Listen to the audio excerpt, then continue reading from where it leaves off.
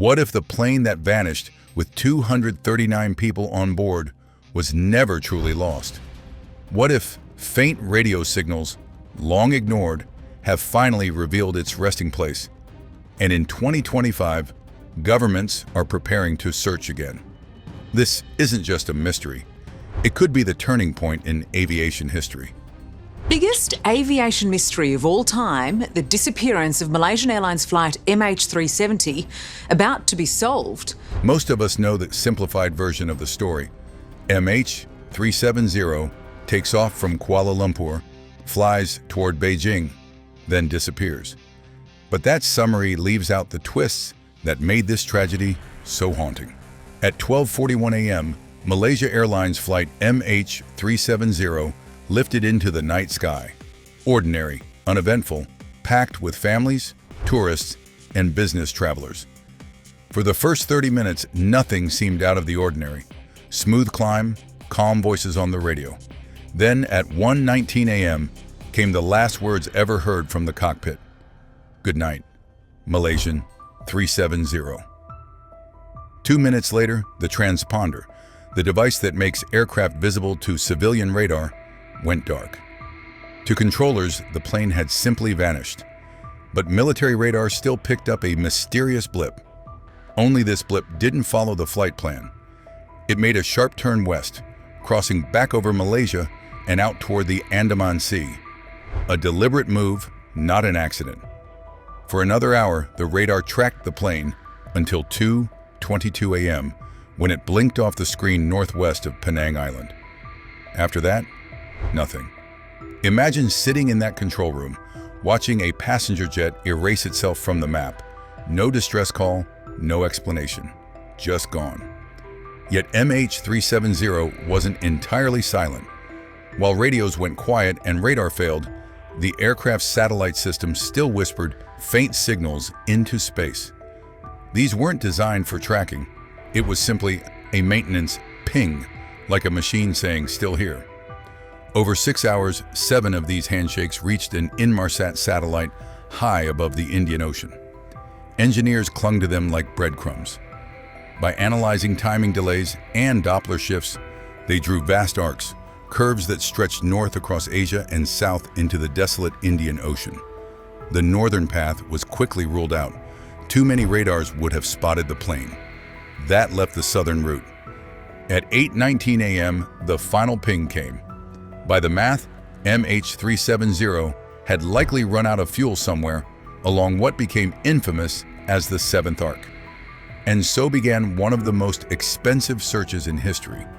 120,000 square kilometers of seabed, mapped, sonar dragged across ocean trenches deeper than Everest is tall.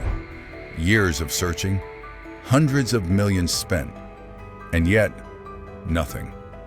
A few fragments, flaps, panels, wing pieces eventually washed ashore in Africa and island nations.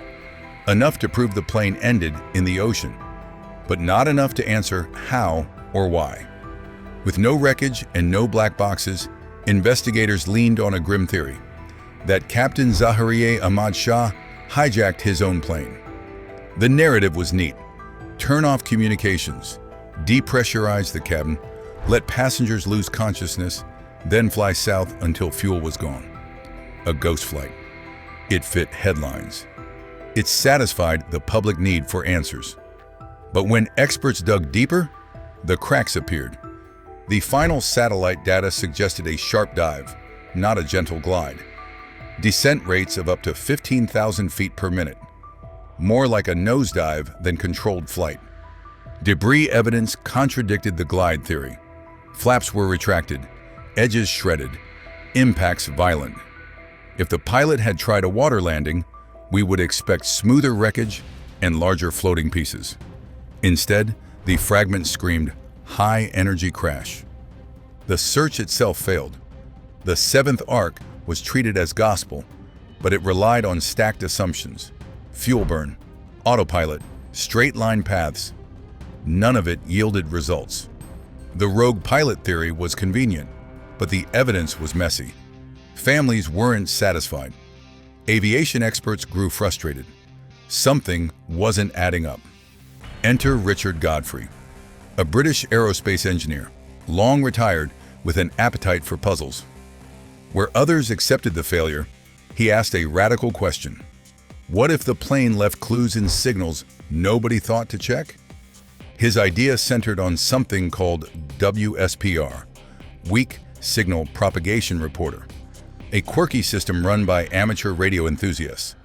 Thousands of hobbyists around the globe transmit faint signals, barely more than a whisper, logged in an online database. Normally, WSPR is just for fun, seeing how far a signal can travel by bouncing off the atmosphere. But Godfrey noticed something.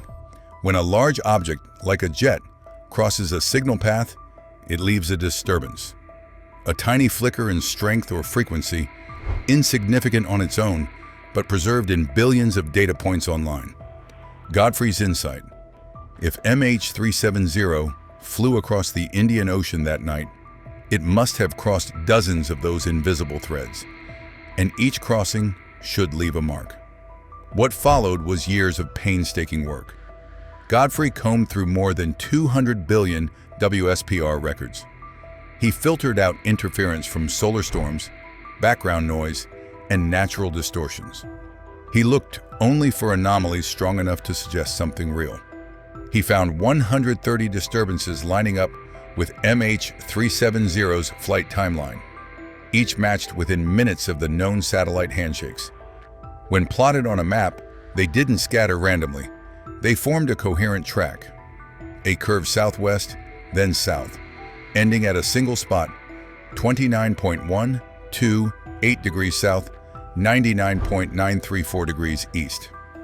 This wasn't a vague arc. It was a bullseye, 1,500 kilometers west of Perth, inside an area no one had ever searched. Numbers on a page aren't enough. Godfrey knew that. So he took the idea further. Independent analysts at the University of Liverpool, experts who had helped locate Air France 447, ran his data through Bayesian models. Their results? A 74% probability that MH370 lay inside a 30-kilometer circle around Godfrey's coordinates. Skeptics argued WSPR wasn't designed for this.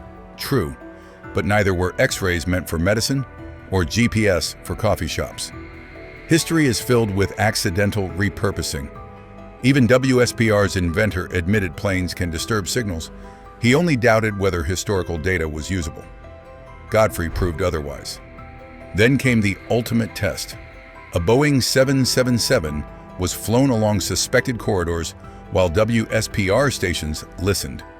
The disturbances appeared exactly where the plane was, validating the principle in real time. Critics weren't silent. Some said Godfrey moved the crash site too often. Early versions pointed slightly south, later refinements adjusted. But that's how science works. Models improve as data sharpens.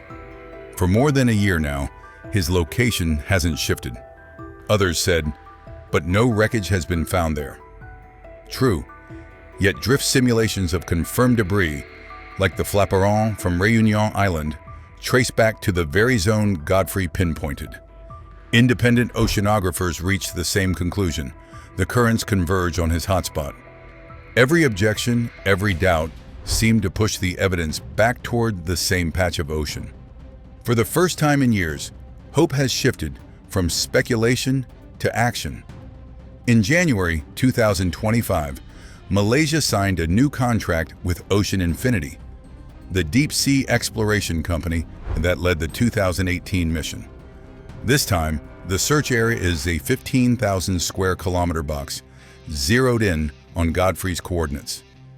Ocean Infinity isn't sending divers with flashlights.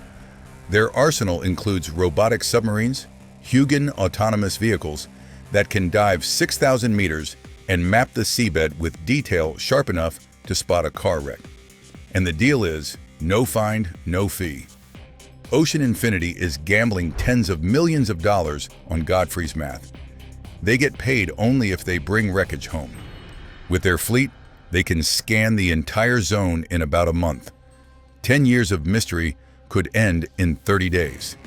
As the southern Indian Ocean calms after cyclone season, the ships stand ready. The robots are loaded. The coordinates are fixed. For families who have waited a decade, it's not just about finding metal, it's about answers. Why did a modern aircraft vanish? Who, if anyone, controlled it? Could anything have been done differently? We are closer than ever. The whispers of radio signals, ignored for years, may finally silence the world's loudest aviation mystery. For a decade, the world has lived with a story half told. Now, with new technology and a precise target, the search for MH370 is entering its most decisive phase yet. If the wreckage is found, it will end one of history's most haunting mysteries and finally bring answers that have eluded us for years. But until the seabed gives up its truth, the question remains: what really happened that night? Stay tuned, because when the answers surface, we'll be here to uncover them together.